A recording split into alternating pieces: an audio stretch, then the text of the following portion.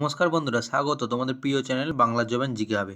WBSSC group C এবং D এর যে জিকে সিরিজ চলছে, আজ এটা 21 নম্বর ক্লাস। তো দেরি না করে শুরু করা যাক আজকের ক্লাস। তো আজকের প্রথম প্রশ্ন, ভারতের কেন্দ্রীয় বাজেট কে পেশ করেন?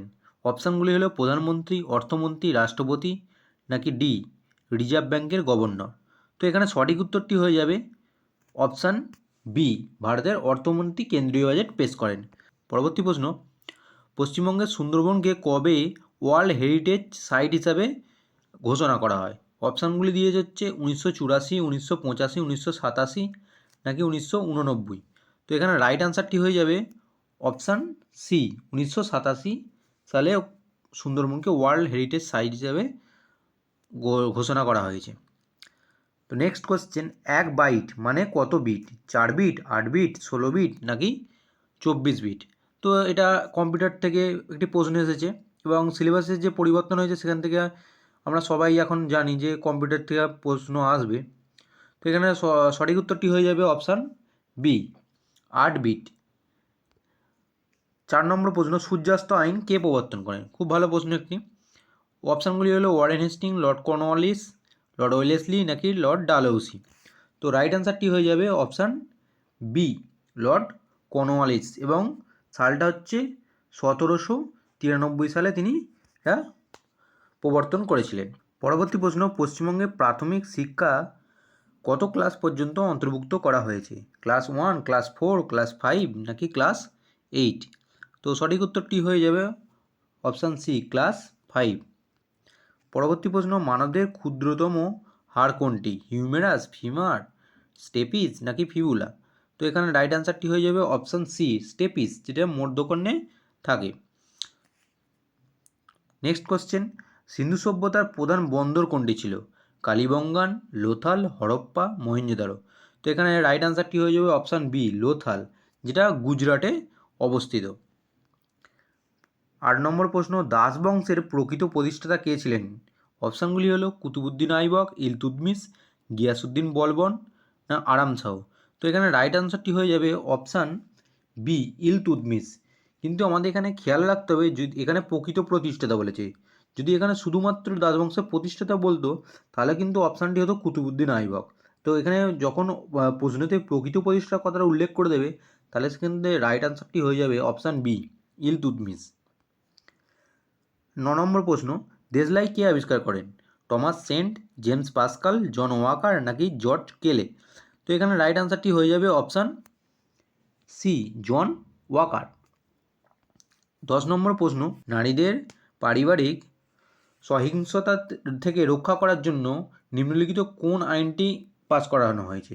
তো এখানে আইনগুলো দিয়েছে, অপশানগুলি হলো পক্সকো, আরটিআই, পিডব্লিউডি, ভিএ, পদভা যেটাকে বলা হয়। তো এখানে রাইট অ্যান্সারটি হয়ে যাবে অপশান ডি, পিডব্লিউডি, ভিএ, পদভা। আর নেক্সট কোয়েশ্চেন, ভারতের কোন শহরে প্রথম চালকবিহীন মেট্রো রেল পরিষেবা চালু হয়েছে? কলকাতা, ব্যাঙ্গালোর, মুম্বাই নাকি দিল্লি? তো রাইট অ্যান্সারটি হয়ে যাবে অপশান ডি, দিল্লি। 12 নম্বর প্রশ্ন, পশ্চিমবঙ্গের কোন জেলায় দেউচা পাঁচামি কয়লা খনি প্রকল্পটি অবস্থিত? অপশানগুলি হলো পুরুলিয়া, বীরভূম, পশ্চিম মেদিনীপুর, এখানে অপশানটি পড়েনি, মেদিনীপুর হবে, বর্ধমান। তো এখানে রাইট আনসারটি হয়ে যাবে অপশান বি, বীরভূম। পরবর্তী প্রশ্ন 13 নম্বর, পাবনা কৃষক বিদ্রোহ নিম্নলিখিত কোন রাজ্যে সংগঠিত হয়েছিল? গুজরাট, পশ্চিমবঙ্গ, আসাম নাকি দিল্লি? তো এখানে রাইট আনসারটি হয়ে যাবে অপশান বি, পশ্চিমবঙ্গতে পাবনা বিদ্রোহ সংগঠিত হয়েছিল। নিম্নলিখিত জাতীয় উদ্যানগুলির মধ্যে কোনটি কর্ণাটকে অবস্থিত নয়? নাগরহোল, বন্দিপুর, কেইবুল লামজাও নাকি ব্যান্নারঘাট? তো এখানে সঠিক উত্তরটি হয়ে যাবে অপশান সি, কেইবুল লামজাও। বাকিগুলি বন্দিপুর, নাগরহোল এবং ব্যানারঘাটের সবকটি কর্ণাটক অবস্থিত, কিন্তু কেইবুল লামজাও এটা মণিপুরে অবস্থিত, মণিপুর, যেটি ভারতের একমাত্র ভাসমান পার্ক। এটা কিন্তু আমাদের মনে রাখতে হবে। তারাপুর পারমাণবিক কেন্দ্র কোন রাজ্যে অবস্থিত? অপশানগুলি হলো কর্ণাটক, মহারাষ্ট্র, গুজরাট, তামিলনাড়ু। এখানে অপশান বি, মহারাষ্ট্র। আজকে 15 নম্বর প্রশ্ন, দেনা পাওনা উপন্যাসটি কার লেখা? বিভূতিভূষণ বন্দ্যোপাধ্যায়, রবীন্দ্রনাথ ঠাকুর, তারাশঙ্কর বন্দ্যোপাধ্যায় নাকি শরৎচন্দ্র চট্টোপাধ্যায়? তো তো সঠিক উত্তরটি এখানে হয়ে যাবে অপশান ডি, শরৎচন্দ্র চট্টোপাধ্যায়। এখানে আমাদের একটি খেয়াল করতে হবে, এখানে উপন্যাস কথাটা বলেছে, যখন উপন্যাস বলবে সেটা হবে অপশান ডি, শরৎচন্দ্র চট্টোপাধ্যায়। কিন্তু যদি ওখানে ছোট গল্প বলতো সেক্ষেত্রে অপশান বি, রবীন্দ্রনাথ ঠাকুর হতো। 17 নম্বর প্রশ্ন, বিশ্ব জল পরিবেশ দিবস কবে পালিত হয়? 22শে মার্চ, 22শে এপ্রিল, 22শে জুন নাকি 22শে ফেব্রুয়ারি? তো সঠিক উত্তরটি এখানে হয়ে যাবে 22শে মার্চ, অপশান এ। 18 নম্বর প্রশ্ন, নিম্নলিখিত কোনটি গ্রিন গোল্ড নামে পরিচিত? বাঁশ, কফি, কমলালেবু নাকি আঙুর? তো সঠিক উত্তরটি হয়ে যাবে অপশান এ, বাঁশ। 19 নম্বর প্রশ্ন আজকে, ফুসফুসের আবরণকে কি বলা হয়? অপশানগুলি হলো পেরিকার্ডিয়াম, প্লুরা, রেটিকুলাম, প্লাসেন্টা।